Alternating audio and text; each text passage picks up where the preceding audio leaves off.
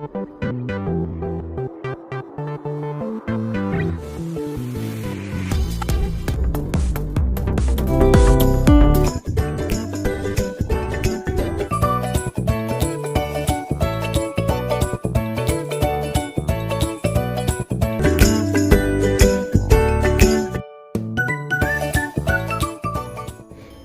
Viewers, welcome back to my channel Shimla mum's kitchen and blog. চলে আসলাম নতুন আরও একটা রেসিপি নিয়ে। আর হ্যাঁ ভিউয়ার্স, এখন কিন্তু আমাদের ওয়েদার অবশ্যই তোমরা বুঝতে পারছো, সারাক্ষণ বৃষ্টিমুখর পরিবেশ রয়েছে। আর এই বৃষ্টির দিনে কিন্তু এক পাকে কিভাবে আমি তৈরি করে নিয়েছি খিচুড়ির স্বাদে ডিম খিচুড়ি, যার স্বাদ কিন্তু ভোলার মতো নয়। আমি কিভাবে রান্না করেছি এই ডিম খিচুড়ির রেসিপিটি, সেটা আমি তোমাদের সাথে শেয়ার করলাম। চলো তাহলে দেখে নেওয়া যাক। ডিম খিচুড়ি রান্না করার জন্য এখানে আমি নিয়েছি 5 মিশালি ডাল।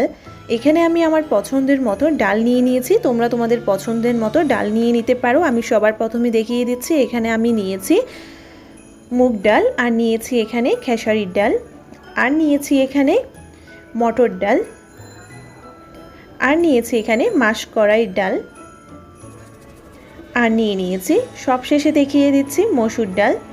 এখানে আমি 5 মিশালির ডাল দিয়ে কিন্তু আজকের খিচুড়িটা বানিয়ে নিব। তার আগে আমি এখানে চুলাতে একটা প্যান বসিয়ে দিয়েছি। আর এখন আমি এখানে মুগ ডালগুলো চুলার আঁচটা মিডিয়ামে রেখে ভালো করে ভেজে নিব। 1 থেকে 2 মিনিট ভালো করে মুগ ডালটা আমার ভেজে নেওয়া হয়ে গিয়েছে। আমি এখন একটা বাটির মধ্যে নিয়ে নিলাম, তার সাথে মিশিয়ে নিচ্ছি মটর ডাল, তারপর নিয়ে নিলাম খেসারির ডাল। এখানে কিন্তু আমি ছোট বাটির পরিমাণ মতো করেই কিন্তু সবগুলোর ডাল একই পরিমাণে নিয়েছি। আর নিয়ে নিয়েছি মাসকলাই ডাল, মসুর ডাল, সবগুলো 5 মিশালি ডাল কিন্তু আমার নিয়ে নেওয়া হয়ে গিয়েছে। এখন আমি এখানে পরিষ্কার জল দিয়ে ডালটাকে ভালো করে ধুয়ে নিব। হাত দিয়ে ভালো করে কষলিয়ে ডালটাকে ধুয়ে নেওয়া হচ্ছে। আর এখন আমি 2 থেকে 3-4 বার পানি বদলিয়ে ডালটাকে ধুয়ে নিচ্ছি। ডালটাকে ভালো করে 2 থেকে 3-4 বার পানি বদলিয়ে ধুয়ে নেওয়া হয়ে গিয়েছে। আর এখন আমি বাটিটা এক সাইডে রেখে দিলাম।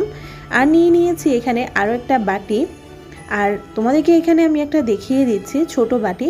আর এই ছোট বাটিতেই কিন্তু আমি পরিমাণ মেপে চালটা নিয়ে নিচ্ছি।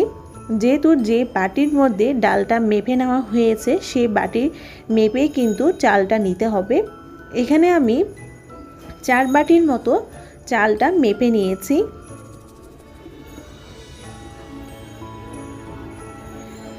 যতটুকু ডালের পরিমাণটা দেওয়া হবে ততটুকু কিন্তু চালের পরিমাণটা অবশ্যই বুঝে দিতে হবে। আর এখন আমি চালটাকে পরিষ্কার জল দিয়ে ধুয়ে নিচ্ছি। আর চালটাকেও 2 থেকে 3-4 বার পানি বদলিয়ে ধুয়ে নেওয়া হয়ে গিয়েছে। চালটা আমার ধুয়ে নেওয়া হয়ে গিয়েছে। আর এখন আমি চালের বাটিটাও এক সাইডে রেখে দিলাম। চলে আসলাম চুলাতে একটা প্যান বসিয়ে দিলাম। আর দিয়ে দিচ্ছি ভাজা মশলা তৈরি করার জন্য 2 টেবিল চামচ ধনিয়া।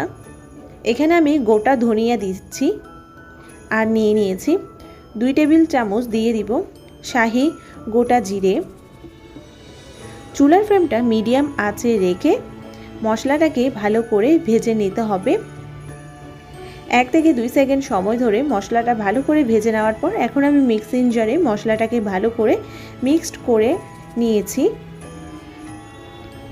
মশলাটা মিক্সড করে নেওয়া হয়ে গিয়েছে। চলে যাচ্ছি আবারও পরের স্টেপে। চুলাতে একটা প্যান বসিয়ে দিলাম। আর দিয়ে দিচ্ছি পরিমাণ মতো রান্নার রেগুলার তেল।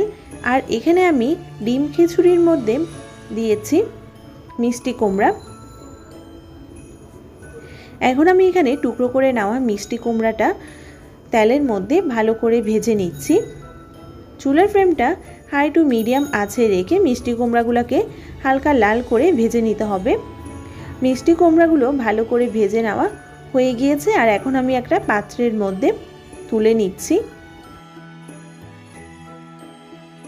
মিষ্টি কুমড়া ভেজে নেওয়া ওই একই তেলের মধ্যে ভেজে নিব টুকরো করে কেটে নেওয়া আলু। এখানে আমি 2টো বড় সাইজের আলু টুকরো করে কেটে নিয়েছি। আর নিয়েছি এখানে 2টো মিডিয়াম সাইজের গাজর। এখানে আমি টুকরো করে কেটে নিয়েছি। আর আলু আর গাজরটাকে কিন্তু ভালো করে ভেজে নেওয়া হয়ে গিয়েছে। আর একটা পাত্রের মধ্যে তুলে রাখলাম। চলে আসলাম আবারও পরের স্টেপে। চুলাতে একটা বড় হাঁড়ি বসিয়ে দিয়েছি।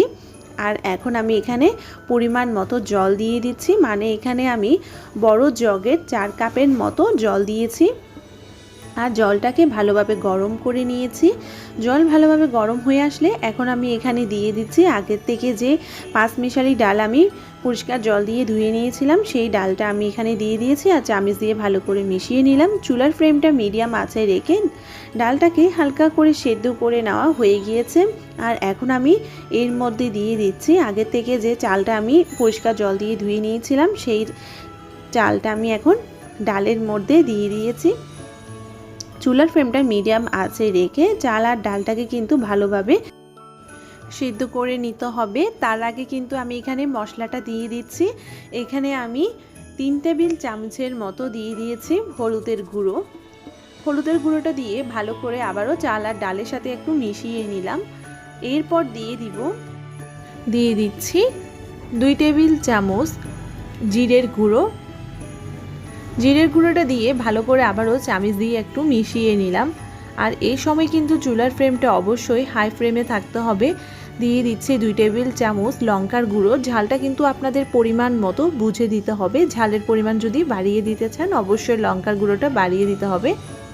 আর যদি ঝাল কম খেতে চান তাহলে ঝালের পরিমাণটা কমিয়ে দিতে হবে। স্বাদ মতো লবণ দিয়ে দেওয়া হয়ে গিয়েছে। আর এখন আমি চুলার ফ্লেমটা হাই টু মিডিয়াম আঁচে রেখে 10 মিনিটের জন্য ঢাকনা দিয়ে রাখলাম।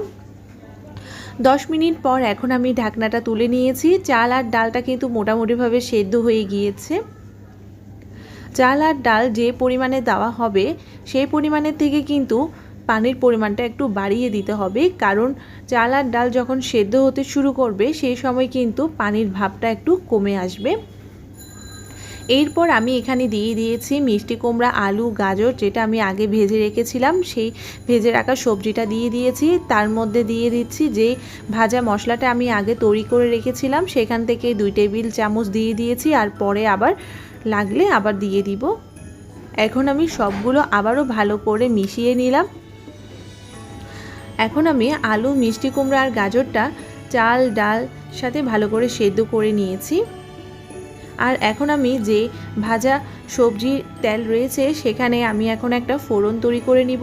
4টা শুকনো লঙ্কা নিয়েছি, শাহি জিরে নিয়ে নিয়েছি 1 টেবিল চামচ, 2টো তেজপাতা নিয়ে নিয়েছি। এখন আমি ফোড়নটার মধ্যে 1 থেকে 2 সেকেন্ড সময় ধরে ফোড়নটাকে ভেজে নেওয়ার পর দিয়ে দিয়েছি 3টা মিডিয়াম সাইজ করে কুচি করে নেওয়া পেঁয়াজ। পেঁয়াজটা ভালো করে ভেজে নিতে নিতে এক সাইডে করে নিয়ে নিয়েছি 1 টেবিল চামচ আদা বাটা।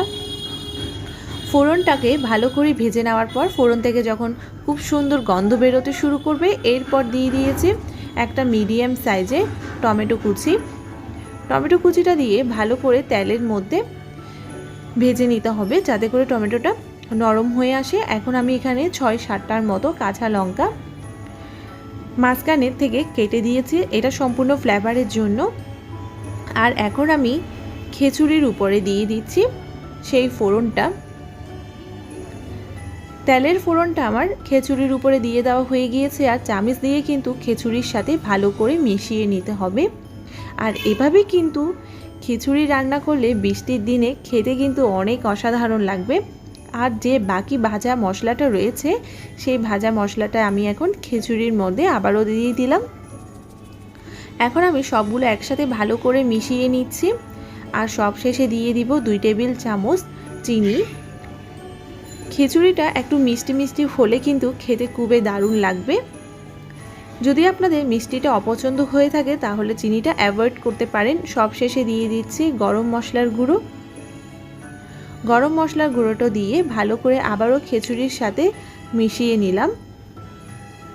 চুলার ফ্লেমটা মিডিয়াম করে দিতে হবে। আর সব শেষে দিয়ে দিয়েছি 1 টেবিল চামচ ঘি। ঘিটা দিয়ে আবারও একটু মিশিয়ে নিয়েছি। আর এখন আমি সবশেষে আরেকটা জিনিস দিয়ে দিচ্ছি, সেটা হচ্ছে ধনেপাতা কুচি। এটা যদি আপনাদের অপছন্দ হয়ে থাকে তাহলে নাও দিতে পারেন, কিন্তু ধনেপাতা কুচিটা খিচুড়িতে দিলে কিন্তু খুব সুন্দর একটা ফ্লেভার হয়।